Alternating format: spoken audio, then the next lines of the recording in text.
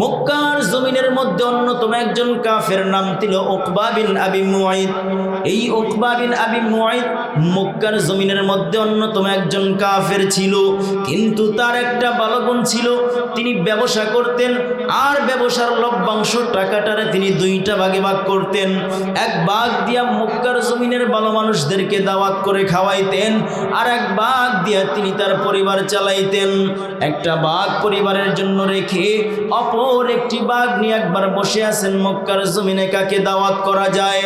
পিছন থেকে কে যেন জানা দেনের উকবা শুনে না, এই মক্কার জমিন নয়, মক্কার জমিন নয়, তামাম পৃথিবীর মধ্যে যদি ভালো মানুষ খুঁজে পেতে চাও তাহলে মুসলমানদের নবী মুহাম্মাদের চাইতে আর কোনো ভালো মানুষ পাবি না। জোরে কোন সুবহানাল্লাহ।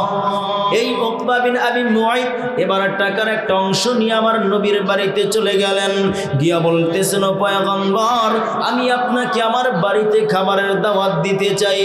আল্লাহর নবী ডাক দিয়া বলেন, রে উকবা শুনে না, আমি নবী তোমার বাড়িতে দাওয়াত খেতে যাইতে পারি, কিন্তু ভিন্ন কোনো উদ্দেশ্য যেন তুমি মনের মধ্যে না রাখো।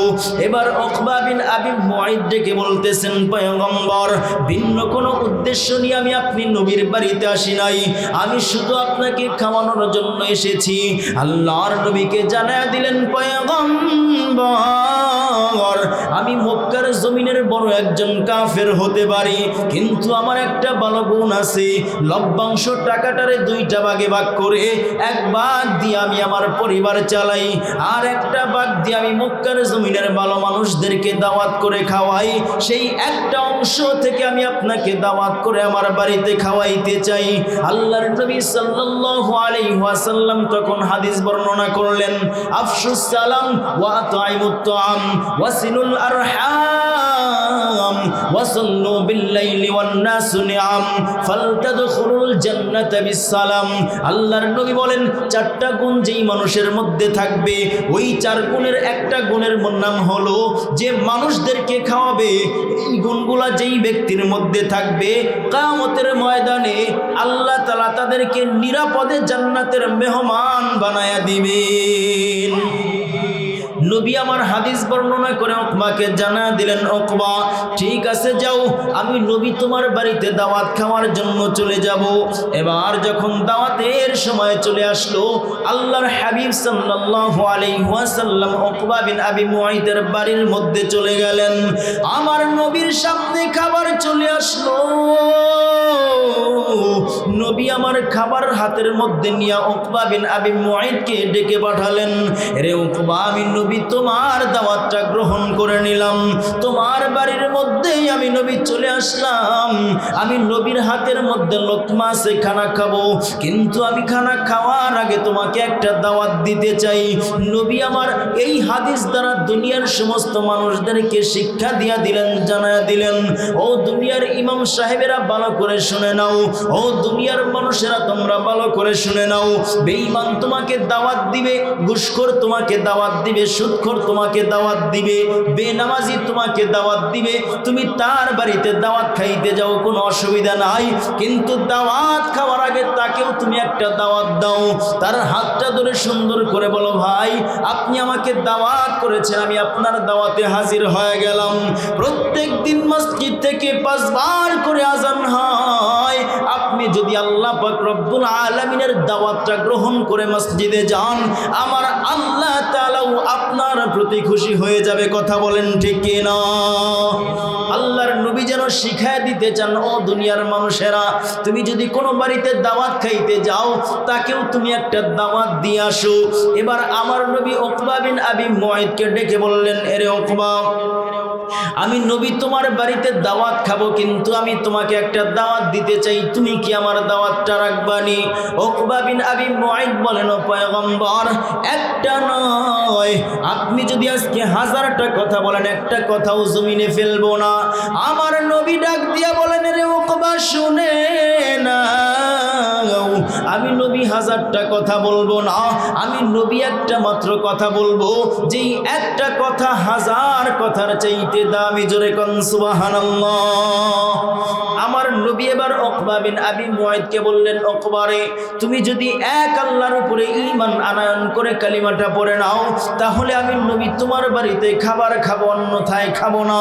আল্লাহর নবীর এই কথাটাকে উকবা বিন আবি মুআইদ মেনে নিয়ে নবীর সাথে সাথে সাথে পড়তে শুরু করে দিলেন, লা ইলাহা ইল্লাল্লাহ। জোরে লা ইলাহা ইল্লাল্লাহ। প্রাণের নবী ও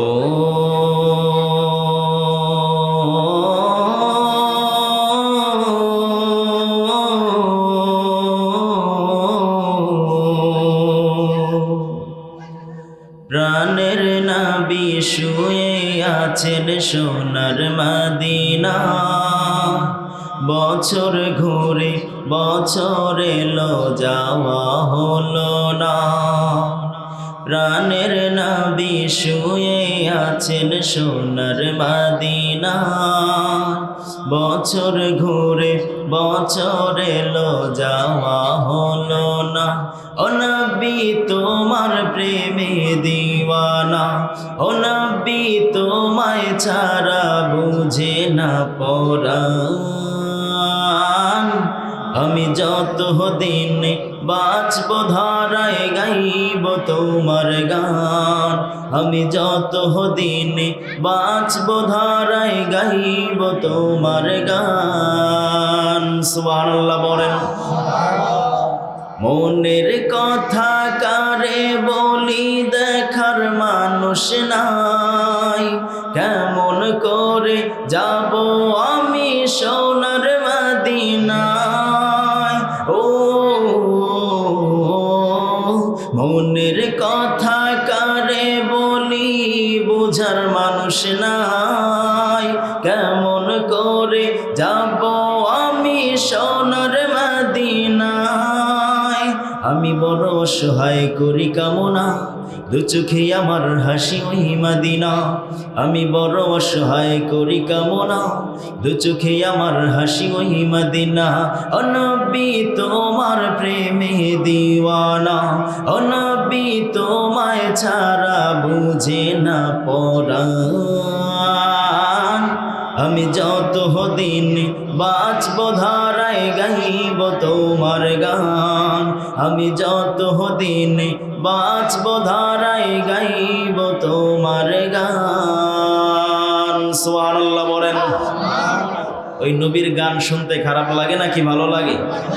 মুহতারাম হাজিরিন, নবীর শানে নাত গাইলেও ভালো লাগে, নবীর আলোচনা শুনতেও ভালো লাগে। কথা বলেন ঠিক কি না? আজকে আমরা যারা মাহফিলে এসেছি আমরা সবাই নবীর প্রেমিক। কথা বলেন ঠিক কি না? নবীর প্রেমে আজকে আমরা মাহফিলে এসেছি। শেষ পর্যন্ত আমরা থাকবো, মোনাজাত শেষ করে এরপরে বাড়ি ফিরবো। আল্লাহ কবুল করেন, বলেন আমিন। মুহতারাম হাজিরিন, এদিক সেদিক কোনো আলোচনা নয়। আমি আপনাদের সম্মুখে কোরআনুল কারীমের ক্ষুদ্র একটি আয়াতে কারিমা তেলাওয়াত করেছি। অসংখ্য অগণিত অমীয় বাণী, লক্ষাধিক হাদিস থেকে একটি মাত্র হাদিসের টুকরা আপনাদের সম্মুখে উচ্চারণ করেছি। আল্লাহ সুবহানাহু ওয়া তাআলা তৌফিক দিলে কোরআনুল কারীমের এই আয়াত এবং হাদিসকে সামনে রেখে আপনাদের সামনে দু চারটি কথা আমি পেশ করব ইনশাআল্লাহ। এজন্য আমরা সরাসরি কোরআনুল কারীম থেকে আলোচনা শুনব, কারণ কোরআনুল কারীম হলো এমন একটি কিতাব যেই কিতাবের সাথে অন্য কোনো কিতাবের কোনো কম্পেয়ার চলে না, কোনো তুলনা চলে না। কথা বলেন ঠিক কি না?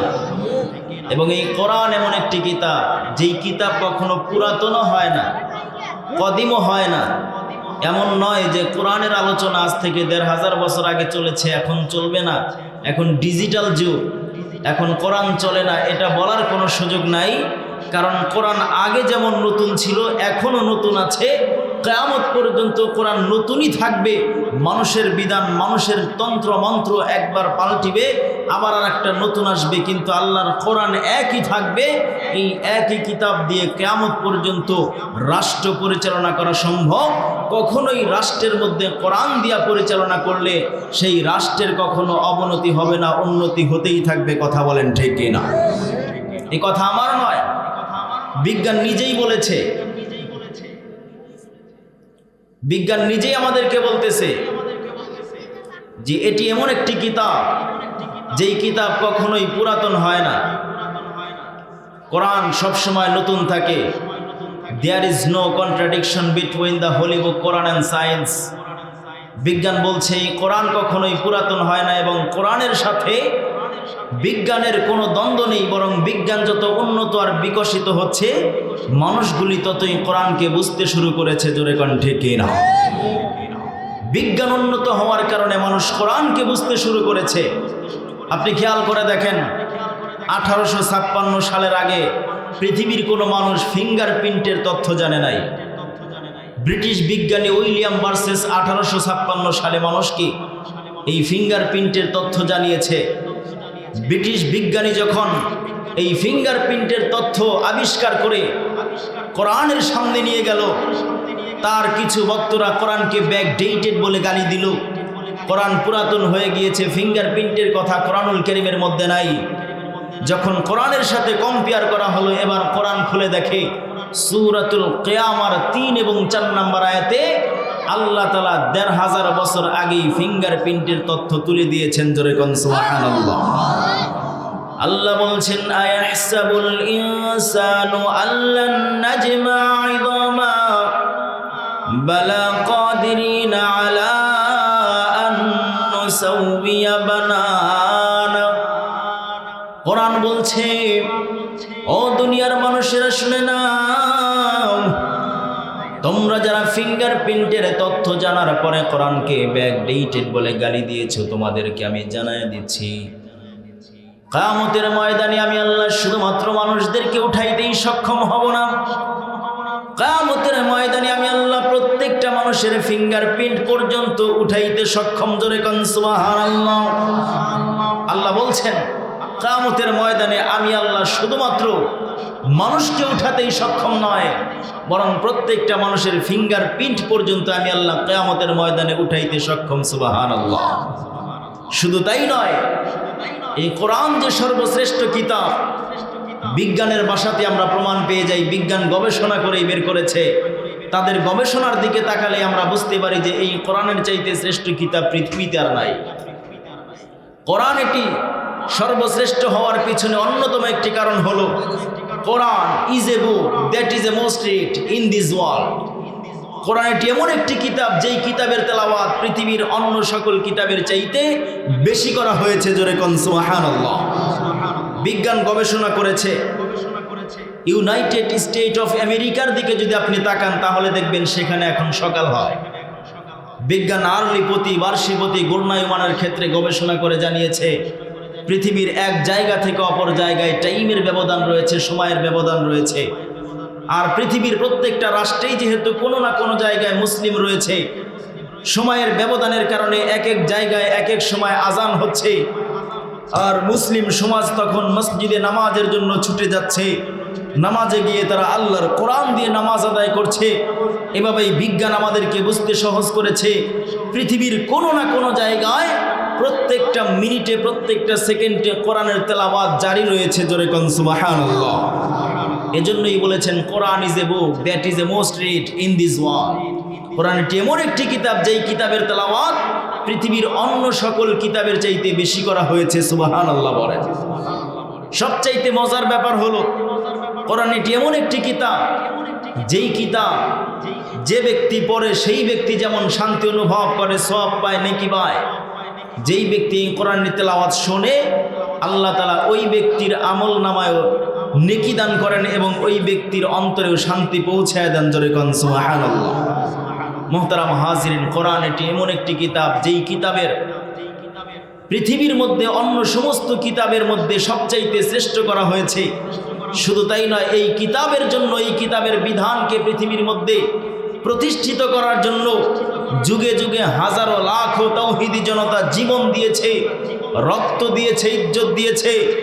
আজও পর্যন্ত তামাম পৃথিবীর মধ্যে তাকায় দেখতে পাবেন একদল যুবক, একদল তাওহীদি জনতা এই কোরআনের রাজ প্রতিষ্ঠিত করবার জন্য অকাতরে নিজের জীবনকে বিলীন করে দিচ্ছে, ময়দানে অবতীর্ণ হচ্ছে, জালিমের বিরুদ্ধে আল্লাহর কোরআনকে দাঁড় করিয়ে কোরআনকে টিকিয়ে রাখার জন্য সংগ্রাম করে যাচ্ছে, লড়াই করে যাচ্ছে। যারা কোরআনের প্রেমে পড়ে দুনিয়া থেকে জীবন দিয়ে পরকালে চলে গিয়েছে, আল্লাহ তো তাদেরকে সবুজ পাখি বানিয়ে রেখেছেন। আর যারা কোরআনকে অবমাননা করেছে, কোরআনকে যারা অবজ্ঞা করেছে, তারা ফেরাউন, নমরুদ, হামানের মতো অপদস্থ, লাঞ্ছিত হয়ে মাটির নিচে চলে গিয়েছে। কথা বলেন ঠিক কিনা? মুহতারাম হাজিরিন, কোরআন এই কিতাব সবচাইতে দামি করে আল্লাহ তাআলা বানিয়েছেন। সবচাইতে আরেকটা মজার ব্যাপার হলো, আল্লাহ বলছেন ওয়া ইযা কুরিআল কুরআন ফাসতামিউ লাহু ওয়া আনসিতু লাআল্লাকুম তুরহামুন। যেই জায়গাতে কোরআনুল কারীমের তেলাওয়াত হয়, কোরআনুল কারীমের আলোচনা হয়, ওই জায়গার মানুষগুলো যদি তাদের নিজেদের জবানকে বন্ধ রেখে কোরআনুল কারীমের আলোচনা মনোযোগের সাথে শুনতে থাকে, আল্লাহ পাক রব্বুল আলামিন ওই সমস্ত ব্যক্তিদের উপরে বৃষ্টির আকারে অজর দ্বারায় রহমত নাজিল করেন। জোরে কোন সুবহানাল্লাহ। মুসলমান বন্ধু আমার খেয়াল করেন, আল্লাহ তাআলা বললেন ওয়া ইযা কুরিআল কুরআন ফাসতামিউ লাহু ওয়া আনসিতু লাআল্লাকুম তুরহামুন। আল্লাহ বলছেন, ও দুনিয়ার মানুষেরা শোনো, যেই জায়গাতে কোরআনুল কারীমের আলোচনা হয়, যেই জায়গাতে কোরআনুল কারীমের তেলাওয়াত হয়, আল্লাহ পাক রব্বুল আলামিন বলেন আমি আল্লাহ ওই জায়গার মানুষগুলোর উপরে বৃষ্টির আকারে অজর দ্বারায় রহমত নাজিল করি। সুবহানাল্লাহ। মুসলমান বন্ধু আমার খেয়াল করেন, আম্মা জান আয়েশা রাদিয়াল্লাহু তাআলা আনহা একবার বিশ্ব নবীর কাছে আসলেন। নবী আমার ঘরের মধ্যে চলে গেছেন। আম্মা জান আয়েশা রাদিয়াল্লাহু তাআলা আনহা বিশ্ব নবীর খেদমত শুরু করে দিলেন। জান আয়েশা খেয়াল করে দেখেন, একটু পরেই নবী আমার ঘর থেকে বের হয়ে কোথায় যেন চলে যায়। আম্মা জান আয়েশা লক্ষ্য করলেন, নবী আমার এই মাত্র ঘরের মধ্যে আসলেন, আবার কেন ঘর থেকে বের হয়ে যায়। আম্মা জান আয়েশা দরজাটা একটু ফাঁকা করে উকি দিয়ে দেখতে লাগলেন, আমার আপনার নবী কোথায় যায়। আম্মা জান আয়েশা তাকায় দেখেন, নবী আমার একটা বিশাল মজমার মধ্যে ঢুকে গেলেন। যেই মাত্র নবী আমার মজমার মধ্যে প্রবেশ করলেন, অমনি মজমার মধ্যে বৃষ্টির আকারে বৃষ্টি নাজিল হইতে শুরু করেছে। সুবহানাল্লাহ। আম্মা জান আয়েশা এবার চিন্তা করলেন, নবী আমার মজলিসে যাওয়ার কারণে বৃষ্টি নবীর জামাগুলি ভিজিয়ে দিয়েছে। আমার নবী যখন ঘরের মধ্যে আসবেন, নবীকে একটা শুকনা কাপড় দিতে হবে। শুকনা একটা কাপড় নিয়ে আম্মা জান আয়েশা রাদিয়াল্লাহু তাআলা আনহা ঘরের মধ্যে দাঁড়ায় রইলেন। কিছুক্ষণ পর যখন নবী মজলিস থেকে আসলেন, আম্মা জান আয়েশা রাদিয়াল্লাহু তাআলা আনহা শুকনা একটা কাপড় নিয়ে বললেন, ইয়া রাসূলুল্লাহ, ইয়া হাবিবাল্লাহ, এই যে শুকনা কাপড়টা, আপনি ভেজা কাপড়টা পরিবর্তন করে শুকনা কাপড়টা পরে ফেলেন। এই কথা শোনার পর আপনার আমার নবী মুস্কি মুস্কি হাসতেছেন আর বলেন, আয়েশা রে, কোথায় আমার জামা তুমি ভেজা দেখতে পাও? আম্মা জান আয়েশা ডাক দিয়া বলেন, নবী আমার, আপনি যখন মজলিসের মধ্যে প্রবেশ করলেন, আমি তাকাইয়া দেখি ওই মজলিসের মধ্যে বৃষ্টি নাজিল হয়ে গেল। এবার আমার নবী ডাক দিয়া বলেন, আয়েশা রে, তুমি যা দেখেছো ভুল দেখো নাই, তুমি সঠিকটাই দেখেছো। কারণ আল্লাহ তাআলা কোরআনে বলেন, ওয়া ইযা কুরিআল কুরআনু ফাসতামিউ লাহু ওয়া আনসিতু লাআল্লাকুম তুরহামুন।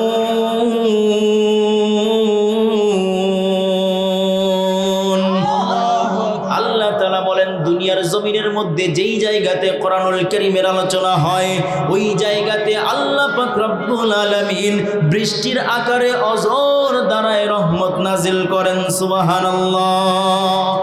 আমার নবী ডাক দিয়া বলেন, আয়েশা রে, আমি যেই মাত্র মজমার মধ্যে ঢুকে গেলাম, কোরআনুল কারীমের আলোচনা হয়, আল্লাহ পাক রব্বুল আলামিন ওই মজলিসের মধ্যে কোরআনুল কারীমের আলোচনা হওয়ার কারণে বৃষ্টির আকারে রহমত নাজিল করে দিয়েছেন।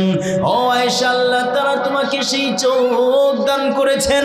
দুনিয়ার মানুষ কি আল্লাহ তাআলা সেই চোখ দান করতেন, কিন্তু আমি আর আপনি তো গুনাহ করার কারণে চোখটা নষ্ট করে ফেলেছি, এই কারণেই তো আমি আল্লাহ পাক রব্বুল আলামিনের রহমত দেখতে পারি না। কিন্তু আল্লাহর কোরআন বলছে অবশ্যই আজকের এই মজলিসের মধ্যেও রহমত নাজিল হয়। কথা কোন ঠিক কিনা? আল্লাহর কোরআন বলছে, এতে কোনো সন্দেহ নাই। অবশ্যই আল্লাহর কোরআনের কথা অনুযায়ী আমাদের এই মজলিসের মধ্যেও রহমত নাজিল হচ্ছে। সুবহানাল্লাহ বলে। মুহতারাম হাজিরিন, আল্লাহ পাক রব্বুল আলামিন যুগে যুগে অনেককেই সেই বসিরতের চক্ষু দান করেছিলেন। আমাদের ইমামে আজম আবু হানিফা রহমাতুল্লাহ আলাইহি, তাকেও আল্লাহ পাক রব্বুল আলামিন এই বসিরতের চোখ দান করেছিলেন। ইমামে আজম আবু হানিফা রহমাতুল্লাহ আলাইহি একবার এক আল্লাহর বান্দা ওযু করতেছে, ওযুর পানি দেখে বলতেছেন, যুবক তুমি কি জেনা করেছো? যুবক বলতেছে, হুজুর আমি যে জেনা করেছি যার সাথে করেছি সে জানে, আর আমি জানি, দুনিয়ার দ্বিতীয় কোনো ব্যক্তি জানে না, কিন্তু আপনি কেমনে জানলেন? হযরতে ইমামে আজম আবু হানিফা রহমাতুল্লাহ আলাইহি বলতেছেন, যুবক তুমি যখন ওযু করেছো তোমার ওযুর পানির সাথে আমি আবু হানিফা তোমার জেনার গুনাহগুলো বেশে যাইতে দেখেছি। জোরে কোন সুবহানাল্লাহ। সেই চোখ আল্লাহ পাক রব্বুল আলামিন তাকে দান করেছিলেন।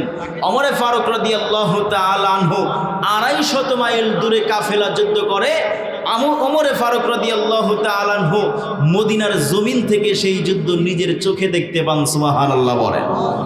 ওমর ফারুক রাদিয়াল্লাহু তাআলা আনহু জুমার নামাজের সময় খুতবারত অবস্থায় বলে ফেললেন, ইয়া সারিয়া আল জাবাল আল জাবাল।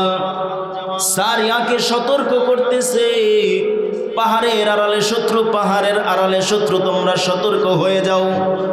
গ্রাম্য একজন বৃদ্ধ লোক দাঁড়ায় বলেন, ওমর সারিয়া তো এখান থেকে 250 মাইল দূরে, আপনি কেমন করে তাদেরকে সতর্ক করেন?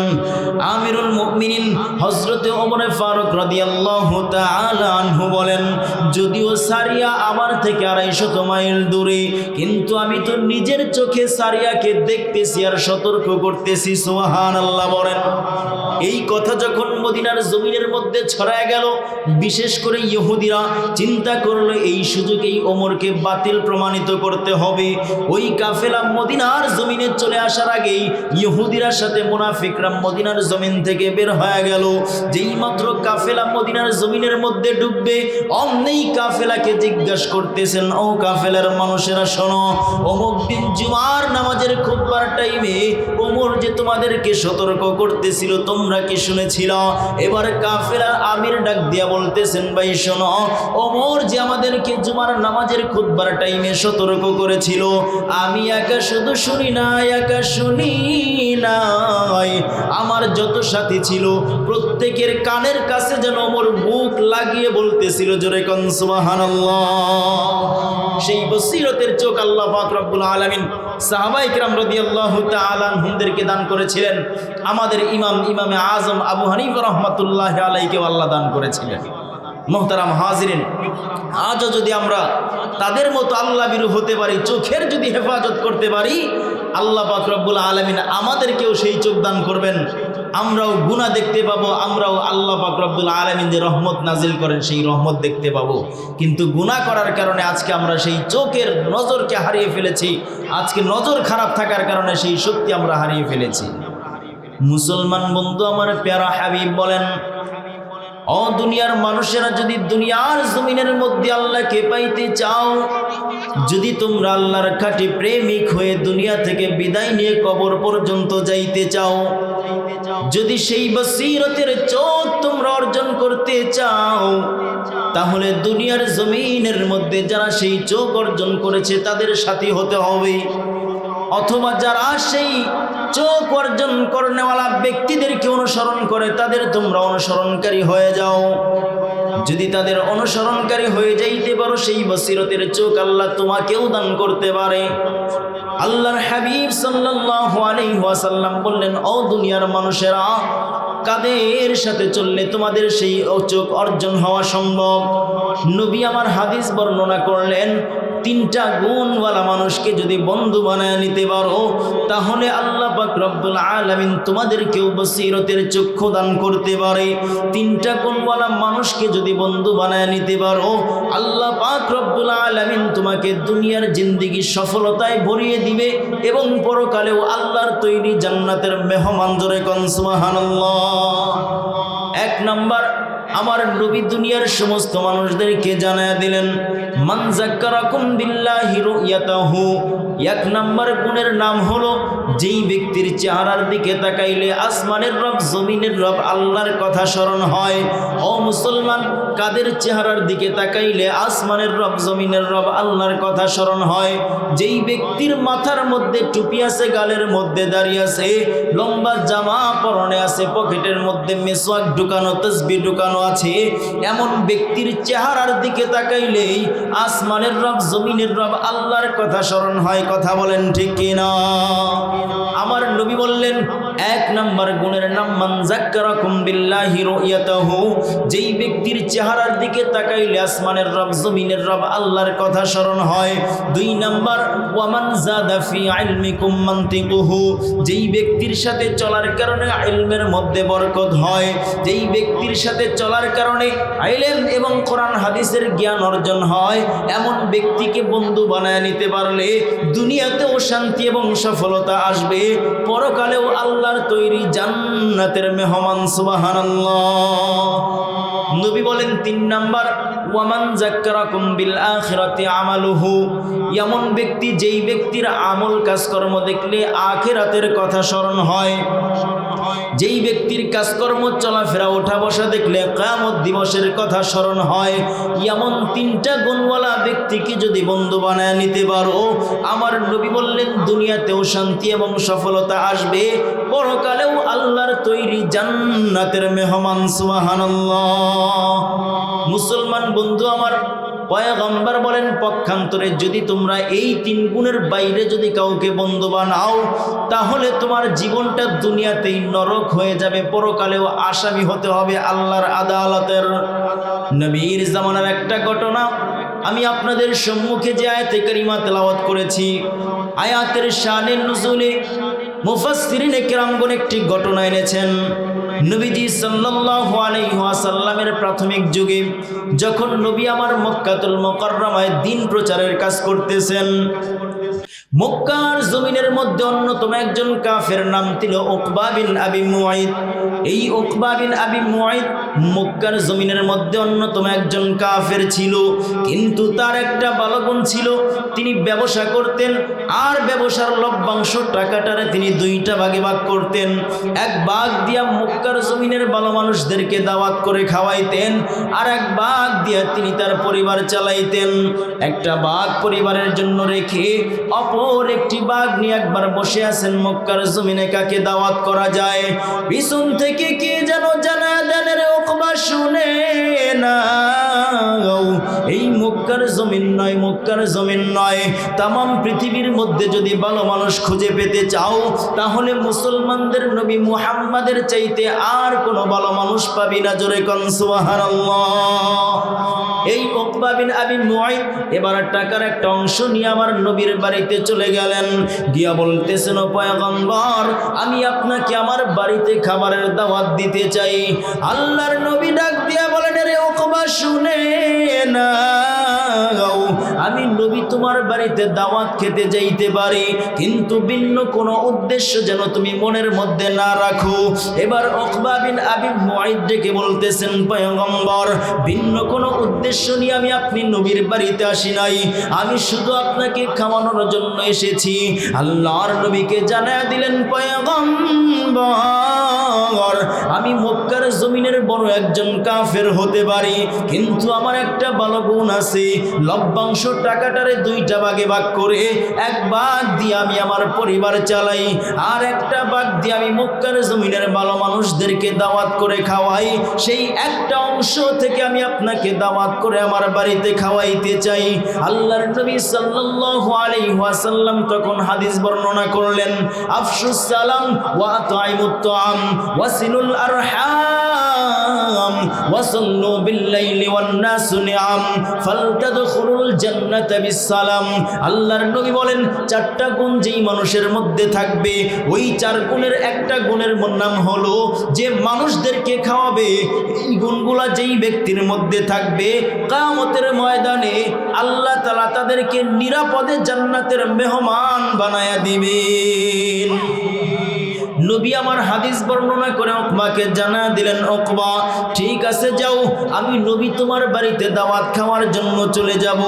এবার যখন দাওয়াতের সময় চলে আসলো, আল্লাহর হাবিব সাল্লাল্লাহু আলাইহি ওয়াসাল্লাম উকবা বিন আবি মুআইতের বাড়ির মধ্যে চলে গেলেন।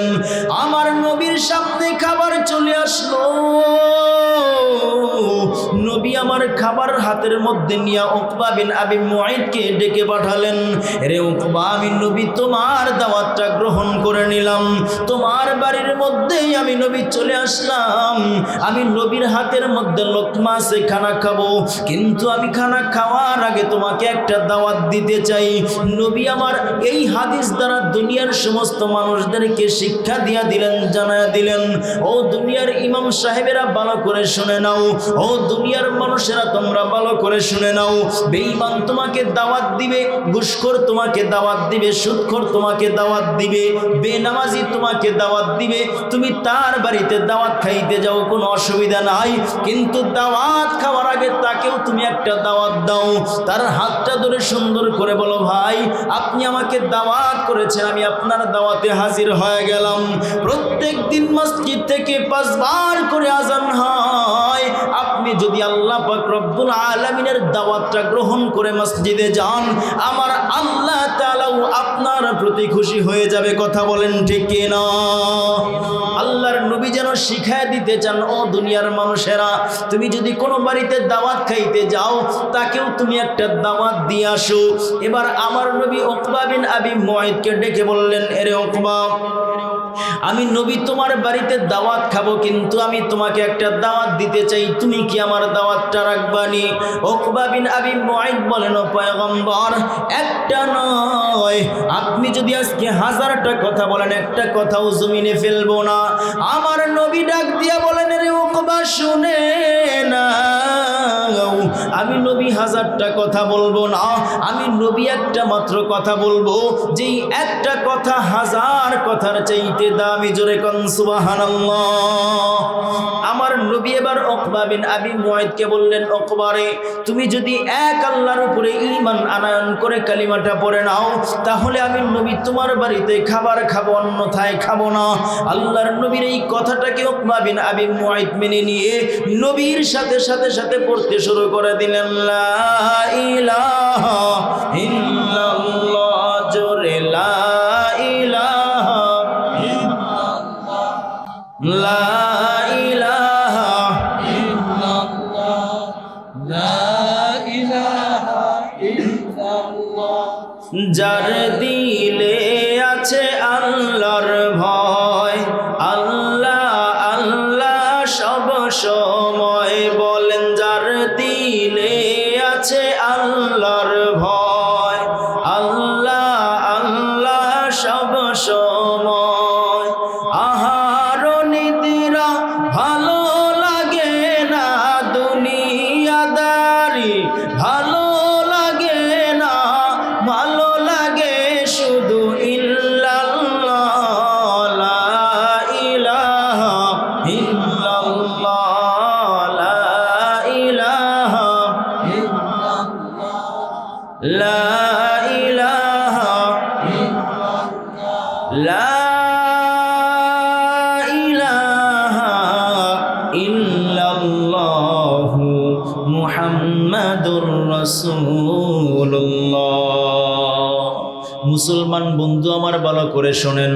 এবার উকবা বিন আবি মুআইত যখন নবীর সাথে কালিমাটা পড়ে মুসলমান হয়ে গেল, আল্লাহর নবী উকবা বিন আবি মুআইতের হাতটাকে নিজের হাতের মধ্যে নিয়ে মজলিসের সমস্ত মানুষদের সামনে নবী আমার হাতটা উঁচু করে ধরে জানাইয়া দিলেন, আল ইসলামু ইয়ানহাদিমু মা কানা ক্বাবলা। যদি কোনো বেঈমান হিন্দু বৌদ্ধ খ্রিস্টান নতুন করে কালিমা পড়ে মুসলমান হয়ে যায়, আল্লাহ তাআলার সাথে সাথে ওই বান্দার জিন্দেগির সব গুনাহগুলা মাফ করে মাসুম বানায় দেন। সুবহানাল্লাহ। আমার নবী জানায় দিলেন, উকবা এই মুহূর্তে যেহেতু তুমি কালিমা পড়লা, আল্লাহ পাক রব্বুল আলামিন তোমার জিন্দেগির গুনাহগুলো মাফ করে দিয়েছে। এরে উকবা, আল্লাহ তাআলা তোমাকে জাহান্নামী ব্যক্তিদের খাতা থেকে কাইটা জান্নাতি ব্যক্তিদের খাতার মধ্যে তোমার নামটা লিখে দিয়েছে।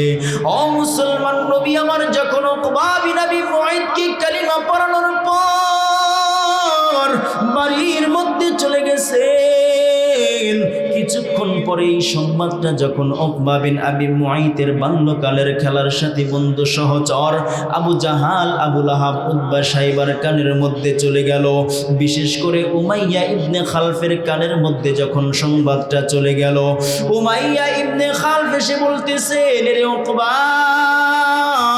তুই আমার বাল্যকালের খেলার সাথী সহচর, তুমি নাকি কালিমা পড়ে মুসলমান হয়েছে, একটা বারের জন্য আমাকে জানাইলা না।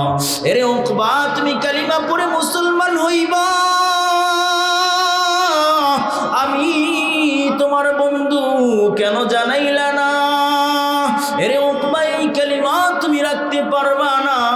যদি তুমি কালিমা পড়ে মুসলমান হয়ে যাও, তাহলে তোমার সাথে আমার আর কোনো বন্ধুত্ব থাকবে না।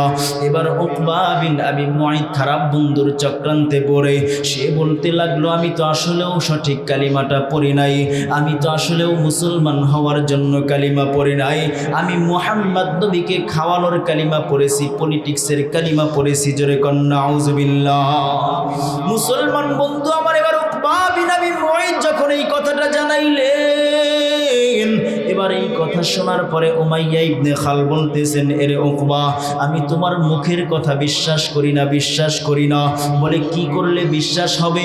বলে, এই মুহূর্তে আমার সাথে বিশ্ব নবীর বাড়ির মধ্যে চলে যাইতে হবে এবং নবীর কানের মধ্যে থুতু নিক্ষেপ করতে হবে। জোরে কন্না আউযুবিল্লাহ। যদি তুমি নবীর চেহারার মধ্যে থুতু নিক্ষেপ করতে পারো, তাহলে মনে করব তুমি আসলেও কালিমা পড়ো নাই। আমি তখন মনে করব তুমি পলিটিক্সের কালিমা পড়েছো, আমি তখন মনে পড়ব তুমি মুহাম্মদ নবীকে খাওয়ানোর কালিমা পড়েছো। এর আগে আমি কখনোই বিশ্বাস করব না তুমি মুহাম্মদ নবীকে খাওয়ানোর কালিমা পড়েছো। উকবা বিন আবি মুআইদ এবার খারাপ বন্ধুর চক্রান্ত পড়ার কারণে নবী মুহাম্মদ সাল্লাল্লাহু আলাইহি ওয়াসাল্লামের বাড়ির মধ্যে চলে গেলেন। নবী আমার ঘর থেকে বের হয়ে তাকায় দেখে, ডানেও বেঈমান, বামেও বেঈমান, সামনেও বেঈমান, পিছনেও বেঈমান। নবী আমার আতঙ্কিত হয়ে গেল। উকবা বিন আবি মুআইদ নবীর চেহারার মধ্যে থুতু নিক্ষেপ করার জন্য নবীর সামনে যখন দাঁড়াইলো, নবীর চেহারার মধ্যে তাকায় দেখে, আরে কত সুন্দর চেহারা, এই চেহারার মধ্যে কেমনে থুতু নিক্ষেপ করি, কেমনে থুতু নিক্ষেপ করি। মুসলমান বন্ধু আমার, আমার নবীর চেহারা কত সুন্দর ছিল জানেননি? আবু দাউদ শরীফের মধ্যে আবু দাউদ রহমাতুল্লাহি আলাইহি বলেন, এইভাবে আমার নবী যখন পূর্ণিমার চাঁদের রাতে সাহাবায়ে কেরামদেরকে নিয়ে বয়ান করতেছেন, হযরতে জাবির রাদিয়াল্লাহু তাআলা আনহু একবার নবীর চেহারার দিকে তাকায়, আবার ওই আসমানের চাঁদের দিকে তাকাইয়া থাকে। সাহাবায়ে কেরাম রাদিয়াল্লাহু তাআলা আনহুম বলেন, জাবির, নবীর সামনে কেন বসে তুমি বেয়াদবি করো? একবার কেন নবীর চেহারায় তাকাও, আবার কেন আসমানের চাঁদের দিকে তাকাও? হযরতে জাবির রাদিয়াল্লাহু তাআলা আনহু বলেন, সাহাবীরা জানোনি আমি কেন আসমানের দিকে তাকাই, আমি কেন নবীর চেহারার দিকে তাকাই? বলে, আমি দুনিয়ার জমিনে যেই চাঁদটা দেখা যায় ওই চাঁদটার দিকেও তাকাই, আসমানে যেই চাঁদটা দেখা যায় ওই চাঁদের দিকেও আমি তাকাইয়া থাকি। এবার জাবেরকে জিজ্ঞাসা করেন, ও জাবের, কোন চাঁদটা তোমার কাছে বেশি সুন্দর লাগে? এবার জাবের রাদিয়াল্লাহু তাআলা আনহু বলেন, আসমানে যেই চাঁদটা দেখা যায় ওই চাঁদের মধ্যে কালো কালো দাগ দেখা যায়, আর জমিনের মধ্যে যেই চাঁদটা দেখা যায় ওই চাঁদের মধ্যে কোনো কালো দাগ দেখা যায় না। জোরে কোন সুবহানাল্লাহ। ও মুসলমান, কেমন করে আমার নবীর চেহারায় থুতু নিক্ষেপ করবে? এত চেহারা, নবীর শুধু চেহারাই সুন্দর নয়, নবীর চরিত্র কত সুন্দর, কত সুন্দর। আমার নবী ক্ষুধার্ত অবস্থায় চলে গেলেন হযরতে হাসান এবং হুসাইনকে দেখার জন্য। নবী আমার হাসান হুসাইনকে দেখার জন্য যখন চলে গেলেন, হযরতে ফাতেমা রাদিয়াল্লাহু তাআলা আনহার দরজায় গিয়ে সালাম দিলেন। নবী সালাম দেওয়ার পরে ভিতর থেকে কোনো আওয়াজ আসে নাই। আবারও নবী আমার সালাম দিলেন, ভিতর থেকে কোনো আওয়াজ নাই। তৃতীয়বার নবী সালাম দিলেন, ভিতর থেকে কোনো আওয়াজ পাইলেন না। এবার নবী আমার যখন পিছন ফিরে বাড়ির দিকে রওনা হয়ে গেলেন, কে যেন পিছন থেকে ডাক দিয়া বলেন, আব্বু আমি আপনার সন্তান ফাতেমা আপনার প্রত্যেকটা সালাম শুনেছি, কিন্তু আমি আপনার সালামের জবাব দিতে পারি নাই গো বাবা। আমার নবী ডাক দিয়া বলেন, রে ফাতেমা, কেন আমি নবীর সালামের জবাব দিতে পারো না? আমি আপনার সন্তান হযরতে আলীর ঘরে এমন অবস্থায় আছি, আমার শরীরে এমন পর্যাপ্ত কাপড় নাই যেই কাপড়টা পরিধান করে আপনি বাবার সামনে চলে আসতে পারি গো বাবা। আমার নবী এবার গায়ের চাদরটা খুলে হযরতে ফাতেমা রাদিয়াল্লাহু তাআলা আনহাকে দিয়া বলতেছেন, ও কলিজার টুকরা মেয়ে আমার, এই চাদরটা পরিধান করে আমি বাবার সামনে একটু চলে আসো। এবার যেই মাত্র আমার নবীর সামনে আসলে, আমার নবী তাকাইয়া দেখে হযরতে ফাতেমার চেহারাটা শুকাইয়া গেছে। আমার নবী ডাক দিয়া বলতেছেন, রে ফাতেমার স্বামীর সংসারে বুঝি কষ্টের জীবন পার করা হচ্ছে? হযরতে ফাতেমা ডাক দিয়া বলেন, বাবা যতই স্বামীর সংসারে কষ্টের জীবন পার করি না কেন, আপনার কাছে কোনো বিচার দায়ের করব না, কারণ আমার স্বামী যথেষ্ট পরিমাণ চেষ্টা করে আমার ভরণ পোষণ করার জন্য। আমার স্বামীর কোনো দিক থেকে কোনো কিছুই চেষ্টার কমতি নাই, কিন্তু এরপরেও আমার স্বামী আমার জন্য ভালো কিছুর ব্যবস্থা করতে পারে না। কিন্তু বাবা আজকে একটা প্রশ্নের জবাব আপনি আমাকে দিবেন। ও বাবা, আপনি একটা প্রশ্নের জবাব আমাকে দিয়া যান। বলে, কি প্রশ্নের জবাব দিতে হবে বলো? হযরতে ফাতেমা আমার ডেকে বলতেছেন, আব্বাজান আপনি বলেন, দুনিয়ার কোনো সন্তান যদি মায়ের কাছে খাবার চায় আর মা যদি তাদেরকে খাবার না দিতে পারে, তাহলে কি সেই মা দুনিয়ার জমিনের মধ্যে শান্তিতে থাকতে পারেনি? আমার নবী ডাক দিয়া বলেন, রে ফাতেমা, কারণটা কি খুলে বলো, আমার হাসান এবং হুসাইন কই? নবীজি সাল্লাল্লাহু আলাইহি ওয়াসাল্লামের কথা শোনার পরে হাসান এবং হুসাইন ঘর থেকে বের হয়ে আসলেন। এসে বলতেছেন, নানা বহুদিন হয়ে যায় আপনি আমাদের খোঁজ খবর নেওয়ার জন্য আসেন না গো নানা। ও নানা, আপনি তো জানেন না কতদিন হয়ে যায় একটা দানা পর্যন্ত আমাদের পেটের মধ্যে যায় না গো বাবা। ও বাবা, আজকে আপনার কাছে একটা মানুষের নামে আজকে মামলা দায়ের করতে চাই গো নানা। আমার নবী বলেন, কার নামে মামলা দায়ের করবা? বলে, নানা আপনি ছাড়া কেউ তার বিচার করতে পারবে না। আমার নবী ডাক দিয়া বলেন, রে হাসান ও হুসাইন, কার নামে তোমরা মামলা দায়ের করতে চাও? এবার হাসান এবং হুসাইন বলে, আমাদের মায়ের নামে মামলা দায়ের করব, কারণ আজকে 3টা দিন হয়ে যায় আমাদেরকে একটা খাবার পর্যন্ত দেয় না। জুব্বাটাকে পেট থেকে উঁচু করে ধরে বলেন, না না এই যে তাকাইয়া দেখেন 3টা দিন হয়ে যায়, 3টা পাথর পেটের মধ্যে বেঁধে রেখেছি, কোনো খাবার খাইতে পারি না, কোনো খাবার আমার মা আমাদেরকে দেয় না। আমার নবী তখন নিজের জুব্বাটাকে উঁচু করে ধরে হাসান এবং হুসাইনকে দেখাইয়া বলেন, হাসান ও হুসাইন, আমি নবীর পেটের মধ্যে একটু তাকাইয়া দেখো, 3টা দিন যাবত তোমরা খাবার না খাওয়ার কারণে মায়ের নামে মামলা দায়ের করলাম। আমি নবী আজকে 7টা দিন হয়ে যায় পেটের মধ্যে একটা খাবার পর্যন্ত দিতে পারি নাই। ও হুসাইন,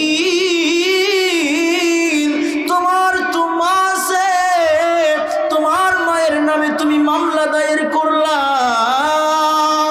আর আমি নবীর মা নাই, বাবা নাই, আমি নবীর কেউ নাই, আমি নবী কারো কাছে কারো জন্য মামলা বাইর করতে পারি নাই। এবার আমার নবী বলতেছেন, হাসান এবং হুসাইন, চিন্তার কোনো কারণ নাই, আমি নবী যেহেতু তোমাদের বাড়িতে চলে এসেছি, একটা খাবারের ব্যবস্থা হয়ে যাবে। নবী আমার 7টা পাথর পেটের মধ্যে বেঁধে ইহুদির খেজুর বাগানে চলে গেলেন। মুসলমান বন্ধু আমার, আবু দাউদ শরীফের মধ্যে আবু দাউদ রহমাতুল্লাহি আলাইহি লেখেন, নবী আমার যেই মাত্র খেজুর বাগানে চলে গেছেন, ইহুদির সাথে মিটাইলেন 6টা কিংবা 8টা খেজুর দিবি। 100 খেজুর গাছের নবী আমার কুয়া থেকে পানি উঠাইয়া খেজুর গাছের গোড়ায় পানি ডালবে। নবী যখন 2টা কিংবা 3টা খেজুর গাছে পানি দিলেন, এমন সময় নবীর হাত থেকে বালতিটা পরে কূপের মধ্যে চলে গেল। কারণ নবী আমার ক্ষুধার্ত অবস্থায় বালতিটাও ধরে রাখতে পারতেছিলেন না। এমন সময় কূপের মালিক আসলেন, খেজুর বাগানের মালিক আসলেন, নবীর কাছে এসে বলতেছেন, নবী আপনার কাছে আমি বালতি দিলাম, বালতিটা কেন কূপের মধ্যে ফেলে দিলেন? এই মুহূর্তে আপনি বালতিটা এনে দেন। নবী আমার বললে, অপেক্ষা করো, আমি তোমার বালতির ব্যবস্থা করে দিব। কিন্তু ইহুদি কোনো কথা না শুনেই নবীজি সাল্লাল্লাহু আলাইহি ওয়াসাল্লামের গালের মধ্যে একটা চর বসায়া দিলেন। জোরে কন্যা আউযুবিল্লাহ। ও মুসলমান, যেই নবীর চেহারা আল্লাহ পাক রব্বুল আলামিন মশামাছি পর্যন্ত বসা হারাম করেছেন, সেই নবীর চেহারার মধ্যে ইহুদি একটা চর বসায়া দিলেন। নবী আমার এবার আল্লাহর কাছে দরখাস্ত জানাইলেন, ও মালিক, যেই বালতির কারণে ইহুদি আমার গালে চর বসায়া দিল, এই বালতিটা আপনি উঠায়া দেন। আল্লাহ তাআলা পানিকে ইশারা করলে পানি উপরের দিকে বালতিটাকে উঠায়া ধরলেন। নবী আমার হাত দিয়া বালতিটা নিয়ে ইহুদিকে যখন ফেরত দিলেন, ইহুদি অবাক হয়ে গেলেন, কি দেখলাম, কি দেখলাম।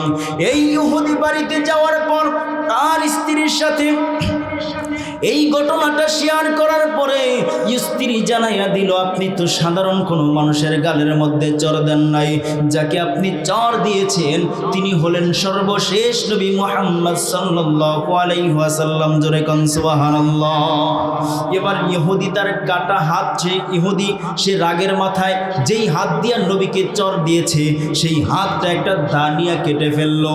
এবার সেই কাটা হাতটা আমার নবীর কাছে নেই। ইহুদি বলতেছেন, পয়গম্বর, আপনাকে চিনতে পারি নাই, বুঝতে পারি নাই, আমি আপনার গালে চর বসিয়ে দিয়েছি, আমি যেই হাত দিয়ে আপনাকে আঘাত করেছি সেই হাতটা আমি কেটে ফেলেছি, এবার আপনি আমাকে মাফ করে দেন এবং কালিমাটা পড়ায়া দেন।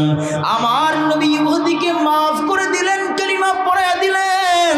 ইহুদি বড় চালাক মানুষ, আমার নবীকে এবার ডেকে বলতেছেন, পয়গম্বর, আপনি আমার হাতটা জোড়া লাগায়া দেন। নবী আমার ডাক দিয়া বলেন, ইহুদি রে, আমি নবী তো কোনো কবিরাজ নয়, আমি নবী তো ডাক্তার নয়, তোমার হাতটা আমি কেমনে লাগায়া দিব? ইহুদি বলে, যেই নবী ইশারা করলে কূপের পানি বালতি দিয়া যায়, ওই নবী যদি হাতটাকে ইশারা করে হাত আগের জায়গায় লাইগা যায়। কথা বলেন ঠিক কিনা? এবার নবী আমার জিহ্বা থেকে একটু লালানিয়া কষ্টিবের মতো যখন হাতের মধ্যে লাগায় দিল, সেকেন্ডের মধ্যেই হাত আগের চাইতে দ্বিগুণ শক্তিশালী হয়ে গেল। সুবহানাল্লাহ। মুসলমান বন্ধু আমার, কেমন নবী, নবীর চরিত্র কেমন। নবীকে যখন ইহুদি চর মেরেছেন, নবী কোনো আঘাত করে নাই। নবী যদি চাইতেন, আল্লাহর কাছে যদি দোয়া করতেন, ইহুদির সাথে সাথে ধ্বংস হয়ে যাইত। নবী ক্ষুধার্ত অবস্থায় থাকার পরেও ইহুদিকে কিছু বলে নাই। এবার যখন উতবা বিন আবি মুআইত এই নবীর চেহারার মধ্যে থুতু নিক্ষেপ করার জন্য সামনে চলে গেল, সেও চিন্তা করে কেমনে থুতু নিক্ষেপ করি, এত সুন্দর চেহারার মানুষ আমি জিন্দেগিতে কোনোদিন দেখি নাই। কিন্তু নাফরমান উতবা বিন আবি মুআইত আবু খলিফের চক্রান্তে পড়ার কারণে এক পর্যায়ে নবী মুহাম্মাদের গালের মধ্যে থুতু নিক্ষেপ করে দিল। জোরে কন্না আউযুবিল্লাহ। যেই মাত্র নবীর চেহারার মধ্যে থুতু নিক্ষেপ করেছে, আল্লাহ পাক রব্বুল আলামিন আর সহ্য করে নাই, সাথে সাথে আয়াত নাজিল করে জিবরাইল আমিনকে পাঠায়া দিলেন। জিবরাইল আমিন এসে পড়তে শুরু করলেন, ইয়া রাসূলুল্লাহ, ইয়া হাবিবাল্লাহ, ও পয়গম্বর, আপনি চোখের পানি ফেলে কাঁদবেন না। আল্লাহ পাক রব্বুল আলামিন আপনাকে সান্ত্বনার বাণী শোনায়া দিলেন। আল্লাহ পাক রব্বুল আলামিন আয়াত নাযিল করে জানায়া দিলেন, ইয়াউমা ইয়া'আদ্দুয যালিমু আলা ইয়াদাইহি ইয়াকুলু ইয়া লাইতানি ইত্তাখাযতু মা'আর রাসূলি সাবিলা। ইয়া রাসূলুল্লাহ, আপনি যেই বান্দাকে জান্নাতি ঘোষণা করেছিলেন, আপনি যাকে নিজের জবান দিয়া কালেমা পড়িয়েছিলেন, ওই মানুষটা খারাপ বন্ধুর চক্রান্তে পড়ে নিজের পায়ে কুড়াল মেরেছে। ওকে আল্লাহ পাক রব্বুল আলামিন কিয়ামতের ময়দানে কেমন শাস্তি দিবেন আয়াতে জানায়া দিলেন। আল্লাহ পাক রব্বুল আলামিন বলেন, কিয়ামতের ময়দানে উকবা বিন আবি মুআইত এবং উমাইয়া ইবনে খালফের যারা সাথী ছিল, তারা জাহান্নামে যাওয়ার পর আফসোস করবে আর নিজের দেহগুলো চিবাইয়া চিবাইয়া খাইতে থাকবে, আর বড় বড় শ্বাস নিয়ে বলতে থাকবে, ইয়া ওয়াইলাতা লাইতানি কানাত তাখিদু সাবিলা। ওই বড় বড় শ্বাস নিয়ে বলতে থাকবে, হায় আফসোস, কেন দুনিয়ার জমিনে নবী মুহাম্মদকে বন্ধু বানাইলাম না। হায় আফসোস, কেন দুনিয়ার জমিনে আবু বকরকে বন্ধু বানাইলাম না। কেন দুনিয়ার জমিনে সাহাবায়ে কেরামকে বন্ধু বানাইলাম না। ও মুসলমান, দুনিয়ার জমিনের মধ্যে আল্লাহর নবীকে বন্ধু না বানানোর কারণে আল্লাহ পাক রব্বুল আলামিন কিয়ামতের ময়দানে তাদের কেমন শাস্তির আওতায় আনবেন, যেই শাস্তি পাওয়ার পর তারা জাহান্নামে গিয়েও আফসোস করবে, ইয়া ওয়াইলাতা লাইতানি কানাত তাখিদু মা'আর রাসূলি সাবিলা। কিয়ামতের ময়দানেও তারা আফসোস করতে থাকবে আর বড় বড় শ্বাস নিতে থাকবে। আল্লাহর হাবিব সাল্লাল্লাহু আলাইহি ওয়াসাল্লাম বলেন, ঠিক সেম টু সেম দুনিয়ার জমিনের মধ্যে যারা আলেমদেরকে বন্ধুরূপে গ্রহণ করবে না, যারা মুয়াজ্জিনকে বন্ধু বানাবে না, যারা টুপিওয়ালাদেরকে বন্ধু বানাবে না, যারা মসজিদের মুয়াজ্জিন ইমামদেরকে বন্ধু বানাবে না, তাদের হাসর নাসর উকবা বিন আবি মুআইতের সাথে হবে, আর তারাও কিয়ামতের ময়দানে আফসোস করতে থাকবে। কথা বলেন ঠিক কি না? মুহতারাম হাজিরিন, এজন্য আল্লাহ পাক রব্বুল আলামিন দুনিয়ার জমিনের মানুষদেরকে জানিয়ে দিয়েছেন, ও দুনিয়ার মানুষেরা, সেই বসিরতের চোখ যদি তোমরা অর্জন করতে চাও, যেই চোখ অর্জন করলে এখান থেকে অনেক দূর পর্যন্ত দেখা যায়, যেই চোখ অর্জন করলে আল্লাহ পাক রব্বুল আলামিনের রহমত দেখা যায়, সেই বসিরতের চোখ যদি তোমরা অর্জন করতে চাও, তাহলে এমন ব্যক্তিদের সাথে চলতে হবে যাদের মধ্যে তিনটা গুণ পাওয়া যাবে। এক নাম্বার গুণের নাম হলো মান যাক্কারাকুম বিল্লাহি রুয়াতাহু, যাদের চেহারার দিকে তাকাইলে আল্লাহর কথা স্মরণ হয়। দুই নাম্বার গুণ ওয়ামান যাদা ফি ইলমিকুম মানতিকুহু, যাদের সাথে চলার কারণে ইলমের মধ্যে বরকত হয়। তিন নাম্বার গুণ ওয়ামান যাক্কারাকুম বিল আখিরাতি আমালুহু, যাদের চলাফেরা কাজকর্ম দেখলে আখিরাতের কথা স্মরণ হয়। এমন মানুষকে যদি তুমি বন্ধু বানায় নিতে পারো, তাহলে আল্লাহ পাক রব্বুল আলামিন দুনিয়াতেই তোমাকে সেই বসিরতের চোখ দান করে দিবেন। জোরে কোন সুবহানাল্লাহ। মুহতারাম হাজিরিন, পক্ষান্তরে পাশাপাশি আল্লাহ পাক রব্বুল আলামিনের নবী সাল্লাল্লাহু আলাইহি ওয়াসাল্লাম আমাদেরকে বললেন চারটা গুণ অর্জন করতে হবে। এক নাম্বার গুণের নাম নবী বলছেন আফশুস সালাম, সমাজের মধ্যে সালামের প্রচলন তুমি ঘটাও, মানুষদেরকে আগে আগে সালাম দাও। দুই নাম্বার ওয়াতুআইমুত তুআম, খাওয়ানোর গুণটা অর্জন করো। মুহতারাম হাজিরিন, আজকে তো আমাদের মধ্যে খাওয়ানোর গুণটা নাই বললেই চলে, ঠিক কিনা বলেন? আজকে শুধু আমরা খাইতে চাই, খাওয়াইতে চাই না। কিন্তু খেয়াল করে দেখেন, যারা বিড়ি খায়, এই বিড়িখোরদের মধ্যে কিন্তু আবার খাওয়ানোর গুণটা বেশি আছে, ঠিক কিনা বলেন? যদি পুরা বিড়ি নাও থাকে, অর্ধেক বিড়ি নিয়া সেই বিড়িখোরকে দুই টান দিয়া বাকি বিড়িটা দিয়া দেয়। কথা বলেন ঠিক কিনা? এরপরেও তাকে দেয়। কিন্তু আজকে আমরা একটা ভালো কিছু খাবো, আমরা অন্যকে খাওয়াতে চাই না, খাওয়াতে পারি না, অথচ এই গুণটা আমাদের অর্জন করার দরকার ছিল, সেটা বিড়িখোর নিয়ে গেছে।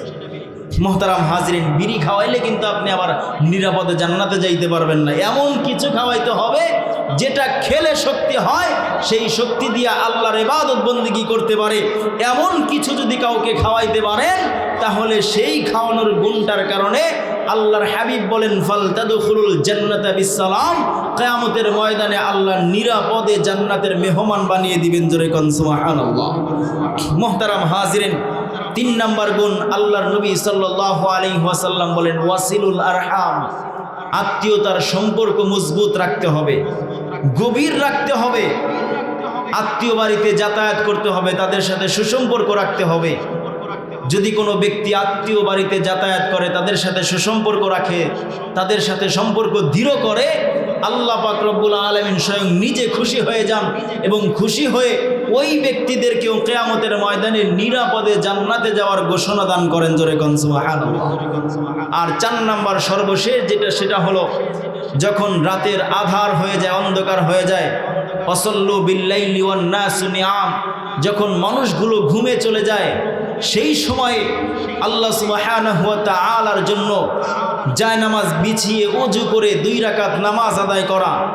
2 রাকাত নামাজ আদায় করে বান্দা যখন চোখের পানি ফেলে আল্লাহকে আল্লাহ বলে ডাক দেয়, আল্লাহর হাবিব সাল্লাল্লাহু আলাইহি ওয়াসাল্লাম বলেন, ওই 2 ফোঁটা চোখের পানি আল্লাহ পাক রব্বুল আলামিন এত বেশি পছন্দ করেন যে আল্লাহ তাআলা ওই চোখের পানির কারণে কিয়ামতের ময়দানে আল্লাহ তাকে নিরাপদে জান্নাতের মেহমান বানায় দেয়। জোরে কোন সুবহানাল্লাহ। মুহতারাম হাজিরিন, এই কারণে আমাদেরকে নামাজি হতে হবে, মুসল্লি হতে হবে। কিয়ামতের ময়দানে জাহান্নামে যখন মানুষদেরকে দেওয়া হবে, তখন তাদেরকে জিজ্ঞাসা করা হবে, তোমরা কেন জাহান্নামে আসলা? প্রথম কথাই থাকবে, লাম নাকু মিনাল মুসাল্লিন, আমরা দুনিয়াতে মুসল্লি ছিলাম না, নামাজ আদায় করতাম না, এ কারণে আমরা জাহান্নামে চলে এসেছি। মুহতারাম হাজির, নামাজ আমাদেরকে আদায় করতে হবে, আল্লাহ পাক রব্বুল আলামিনের বিধান। আল্লাহ পাক রব্বুল আলামিন বলছেন, বান্দা আমি তোমাদেরকে সৃষ্টি করেছি দুনিয়ার জমিনের মধ্যে কেবলমাত্র একমাত্র আমি আল্লাহর ইবাদত বন্দিগি করার জন্য। যদি বান্দা আমি আল্লাহর ইবাদত বন্দিগি করো, তাহলে আমি আল্লাহ তোমাদের দুনিয়ার জীবনটাও শান্তিময় করব, সফলতায় ভরিয়ে দিব, এবং পরকালটাও আমি আল্লাহ জান্নাতে তোমাদেরকে অবস্থান করে দিব। জোরে কোন সুবহানাল্লাহ। মুহতারাম হাজিরিন, আকাবির আসলাফদের দিকে যদি আপনি লক্ষ্য করেন, তাহলে দেখেন তারা এত বেশি ইবাদত বন্দেগী করেছে। ইমামে আজম আবু হানিফা রহমাতুল্লাহি আলাইহি, যাকে আল্লাহ বসিরতের চোখ দান করেছিলেন, সেই ইমামে আজম আবু হানিফা রহমাতুল্লাহি আলাইহি একাধারে এশার নামাজের উযু দিয়া ফজরের নামাজ আদায় করেছেন। অথচ সেই ইমামে আজম আবু হানিফা রহমাতুল্লাহি আলাইহি রাতের বেলায় কান্না করতে করতে করতে করতে করতে সারা রাত পর্যন্ত কাটিয়ে দিতেন। সারা রাত শুধু কান্না করতেন, কিয়ামতের ময়দানে কি হবে। শুধু তাই নয়, আবু হানিফা রহমাতুল্লাহি আলাইহির জীবনী পড়লে পাওয়া যায়, আবু হানিফা রহমাতুল্লাহ আলাইহি একবার নামাজের মধ্যে দাঁড়িয়েছেন, পিছনে দাঁড়িয়েছেন। ইমাম সাহেব যখন নামাজের মধ্যে পড়েছেন, ওয়ামতাজুল ইয়াউমা আইয়ুহাল মুজরিমুন, ইমামে আজম আবু হানিফা রহমাতুল্লাহ আলাইহি এই আয়াত শোনার সাথে সাথে জ্ঞান হারিয়ে জমিনের মধ্যে পড়ে গেছে। এবার যখন তাকে নামাজ শেষে যখন তার কপালের মধ্যে চোখের মধ্যে পানি দেওয়া হয়েছে, জ্ঞান ফিরেছে, এবার বলেছে, আপনি কেন অজ্ঞান হয়ে পড়ে গেলেন নামাজের মধ্যে? তখন তিনি বললেন, তোমরা কি জানো, ইয়া ওয়াইলাতা লাইতানি লাম আত্তাখিল ফুলানান খালিলা। আল্লাহ পাক রব্বুল আলামিন কোরআনুল কারীমের এই আয়াতগুলোর মধ্যে কি বলেছে? সাহাবায়ে কেরাম রাদিয়াল্লাহু তাআলা আনহুমদেরকে নবী সাল্লাল্লাহু আলাইহি ওয়াসাল্লাম এই আয়াত সম্পর্কে কি বলেছেন? ইমামে আজম আবু হানিফা রহমাতুল্লাহ আলাইহি তখন নিজে নিজেই বলতেছেন, কিয়ামতের ময়দানে যখন বিচারের কাঠগড়ায় মানুষদেরকে দাঁড় করানো হবে, হাসরের ময়দানে যখন মানুষকে একত্রিত করা হবে, তখন আল্লাহ পাক রব্বুল আলামিন বলবেন, দুনিয়ার জমিনের মধ্যে তো নেককার বদকার একসাথে চলেছো, একই বাজারে বাজার করেছো, একই নদীর তোমরা মাছ খেয়েছো, কিন্তু আজকে কিয়ামতের ময়দানে সেটা চলবে না, সেটা হবে না। আজকে নেককাররা এক পাশে থাকবে, বদকাররা আর এক পাশে থাকবে। নেককারদেরকে আল্লাহ পাক রব্বুল আলামিন আরশে আজিমে ছায়া দান করবেন, আর বদকারদেরকে আল্লাহ পাক রব্বুল আলামিন বাম পাশে রাখবেন। ওই দিন বদকাররা নেককারদের আড়ালে থাকবে। আল্লাহ পাক রব্বুল আলামিন বলবেন, ওয়ামতাজুল ইয়াউমা আইয়ুহাল মুজরিমুন। এই আওয়াজ যখন দিবে, এই আওয়াজের কারণে বদকাররা সেদিন নেককারদের আড়াল থেকেও তুলার মতো উড়ে উড়ে জাহান্নামের রাস্তায় পড়ে যাবে। আবু হানিফা রহমাতুল্লাহি আলাইহি বলেন, আমার তো সেই কথা মনে পড়েছে, কিয়ামতের ময়দানে আমি আবু হানিফা নেককারদের অন্তর্ভুক্ত হব নাকি বদকারদের অন্তর্ভুক্ত হব। যদি আমি নেককারদের অন্তর্ভুক্ত হতে পারতাম তাহলে তো আলহামদুলিল্লাহ, আর যদি আমি বদকারদের অন্তর্ভুক্ত হয়ে যাই তাহলে আমার অবস্থা সেদিন কি হবে। এই কথা চিন্তা করে আমি নামাজের মধ্যেই বেহুশ হয়ে জমিনে পড়ে গিয়েছি। জোরে কোন সুবহানাল্লাহ। মুহতারাম হাজিরিন, সেই ভয় আমাদের মধ্যে রাখতে হবে। আমাদেরকে নামাজি হতে হবে, মুসল্লি হতে হবে এবং আল্লাহ পাক রব্বুল আলামিনের ভয় আমাদের অন্তরের মধ্যে ঢুকাইতে হবে। আল্লাহ পাক রব্বুল আলামিনকে চিনতে হবে, জানতে হবে। আল্লাহ সুবহানাহু ওয়া তাআলার প্রিয় হওয়ার জন্য সবচাইতে উত্তম মাধ্যম হলো আমি যেই 3টা গুণের কথা বললাম, এই 3 গুণওয়ালা ব্যক্তিকে বন্ধু বানিয়ে 4টা গুণ অর্জন করতে হবে। তাহলে দুনিয়াতে শান্তি এবং সফলতা আসবে, পরকালেও আল্লাহ পাক রব্বুল আলামিন জান্নাতে আমাদের অবস্থান করে দিবেন। আল্লাহ সুবহানাহু ওয়া তাআলা আমি যেই কথাগুলি আলোচনা করলাম